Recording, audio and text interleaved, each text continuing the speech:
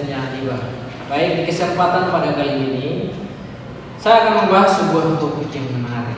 Tetapi di sini saya tidak sendiri loh. Saya mengajak ketiga narasumber saya untuk hadir di tempat ini dan kami akan membahas dan berbincang-bincang tentang eksklusivisme. Dan ini dia ketiga narasumber saya. Silakan. Halo. Apa kabar? Baik. Sehat. Sudah pada makan? Sudah.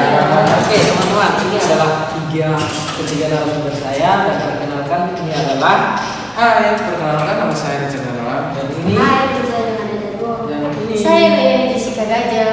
Oke, baik teman-teman. Di sini sobat podcast kami akan membahas tentang eksklusivisme dan kita akan memperdalam pemahaman kita tentang apa itu eksklusivisme. Menurut teman-teman, eksklusivisme itu apa sih?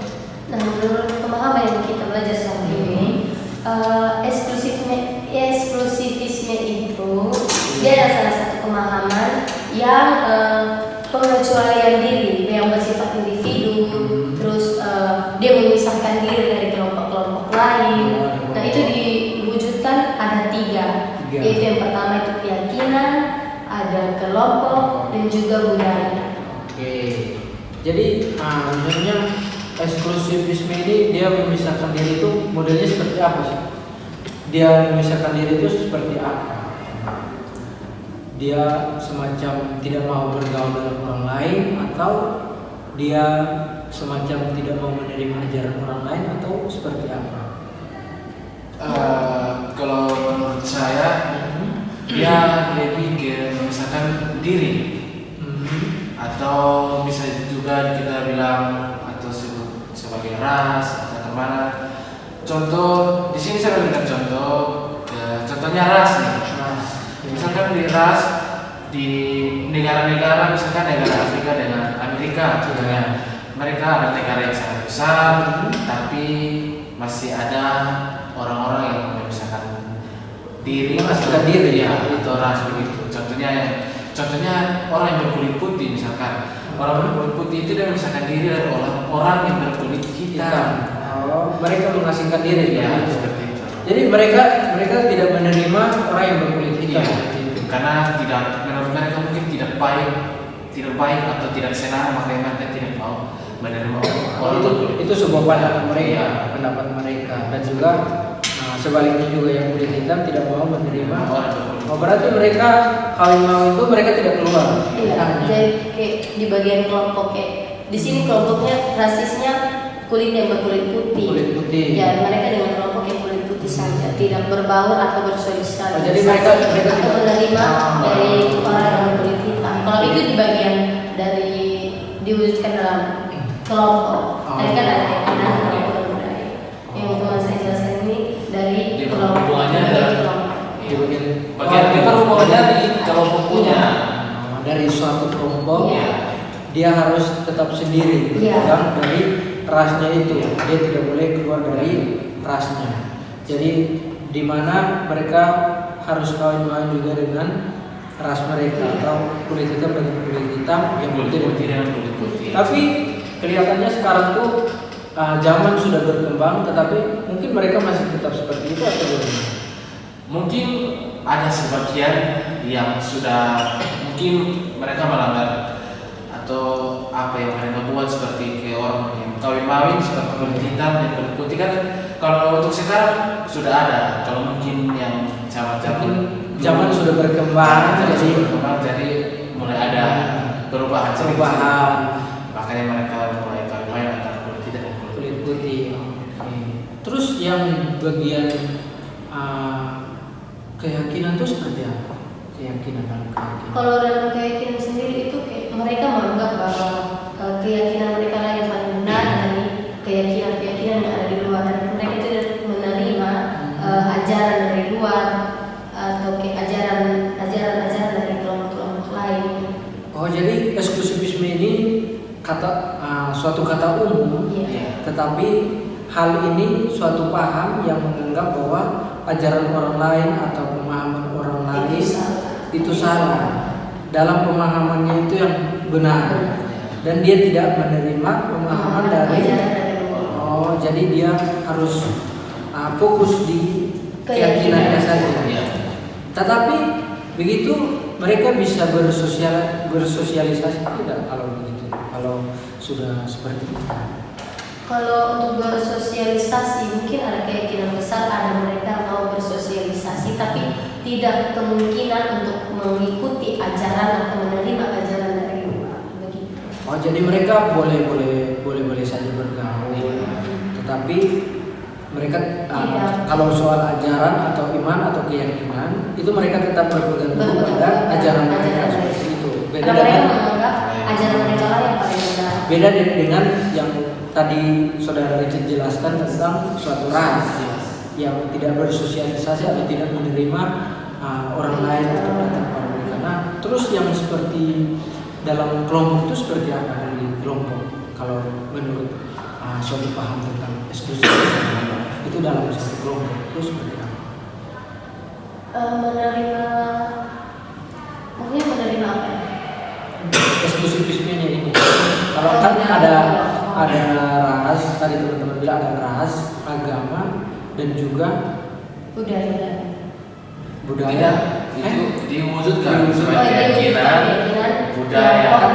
Kan tadi teman-teman sudah jelaskan tentang ras. Ras kan dia tidak menerima itu atau dia sama satu kelompok ini sama dengan ras yang tadi. Rasnya itu maksudnya ke dalam kelompok. Oh, jadi maksudnya dalam kelompok satu paket. Satu paket kita. Oh, jadi pemahaman atau suatu paham tentang eksklusivisme ini dia mengasingkan diri dari kelompok lain. Kalau dari segi keyakinan mereka tidak menerima ajaran. Terus apa hal positif dan negatifnya dari eksklusivisme ini? Apakah ada hal positif atau hal negatifnya? Tentu ada dong. Kalau ada hal positif yang pertama itu mereka itu memegang teguh seperti yang tadi saya katakan itu mereka memegang teguh keyakinan mereka dan itu patut untuk diterapkan dalam kehidupan, memegang teguh kepercayaan mereka, keyakinan mereka dan tidak menerima ajaran-ajaran dari luar karena mereka menganggap bahwa ajaran mereka itu lebih benar. Itu yang positifnya. Tapi kalau negatifnya itu tidak ada kerjasama atau sosialisasi dalam itu kalau kelompok orang yang berlebihan. Iya, itu karena negatifnya. Jadi kalau kita cuma melihat dari satu sisi saja, satu pandangan pasti akan berlebihan. Kita menganggap itu berlebihan dan tidak menganggap kalau tidak perlu bersosialisasi. Kalau itu dampak negatif. Jadi eksklusivisme ini kita harus berperspektif yang positif juga, tidak boleh yang negatif.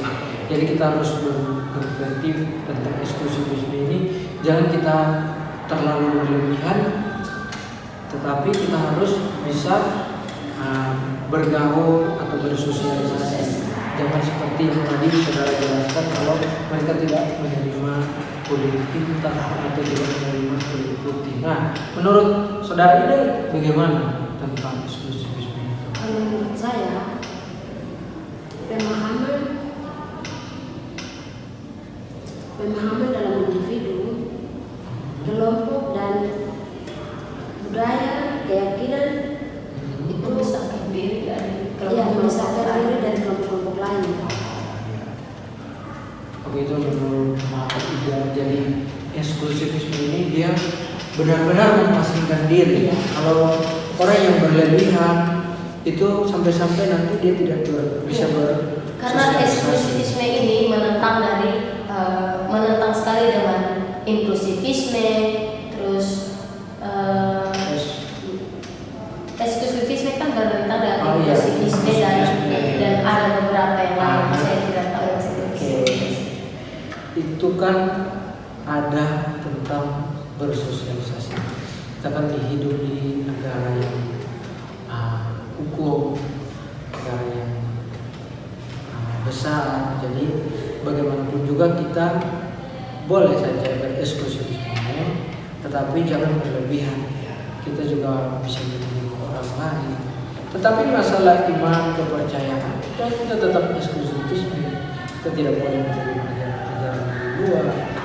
itu harus salah satu yang kita harus terapkan dalam kehidupan kita. Nah, tentang eksklusivisme ini menurut pandangan orang lain atau kelompok lain itu seperti apa mereka? Mereka menganggap bahwa kita itu tidak mau berbaur, kayak mereka merasa diasingkan. Kita tidak mau bergaul dengan bersosialisasi lagi dengan orang-orang sekitar. Oh, jadi contohnya misalnya di suatu kelompok atau suatu tim, Iya. dan di situ Atau kayak mereka contohnya itu di lingkungan rumah sekitar kan ada berbeda-beda keyakinan di situ. ada juga ada suatu kelompok, tetapi ada satu orang nih yang masuk, tapi dia kan berbeda dengan Iya. mereka tidak menerima dia, tetapi mereka tinggal di suatu negara yang sama atau suatu tempat yang sama. Ya tentu saja mereka merasa diasingkan. Iya. Oke, Kalau itu dari pemahaman dari orang lain yang melihat eksklusisme itu seperti apa? Kalau mungkin dari orang lain, mungkin kalau dia mungkin menyendiri sendiri, mungkin orang lain nih, dia mau diajak saat dia orang baru atau macam apa begitu diajak jadi bergaul. eksklusifisme ini mereka mau tuh mereka berkembang sendiri dari Iya. generasi mereka, atau misalnya dari contohnya dari keturunan mereka saja. Atau bisa juga kayak kita menerima orang yang belum mempunyai keyakinan atau dia tidak teguh nih keyakinan dia, kita bisa mengajak orang ini untuk bergabung dengan eksklusifisme supaya dia bisa memegang teguh kepercayaan atau keyakinannya itu. Kalau jadi seperti itu eksklusifisme teman-teman. Jadi eksklusifisme ini ada dampak positif, ada dampak negatifnya. Jadi kita boleh bereksklusifisme karena paham ini suatu komitmen yang teguh dan tidak bisa diganggu-gugat. Juga dalam suatu kepercayaan mereka benar-benar meyakini kepercayaan mereka. Mereka tidak mau menerima ajaran-ajaran yang berbeda karena mereka menganggap mereka yang Paling benar. Iya. Itu adalah suatu contoh yang baik juga, karena itu suatu keyakinan. Iya, contoh yang baik menurut eksklusifisme. Tapi kalau menurut pandangan dari luar itu mereka merasa kamilah yang paling menonjolkan diri, yang mau berkembang sendiri. Mereka merasa diasingkan dari eksklusifisme. Oke, jadi sobat podcast ingat bahwa kita adalah makhluk sosial yang Tuhan titipkan kita ke dunia, dan kita harus saling mengasihi sesama, saudara. Zaman semakin hari semakin berubah. Pandangan ini kalau dari segi kepercayaan boleh saja diterapkan, tapi Tidak boleh berlebihan. dan kita juga harus Bersosialisasi. Itulah pembahasan kita pada kali ini tentang eksklusifisme, dan sampai jumpa di lain waktu. Dadah.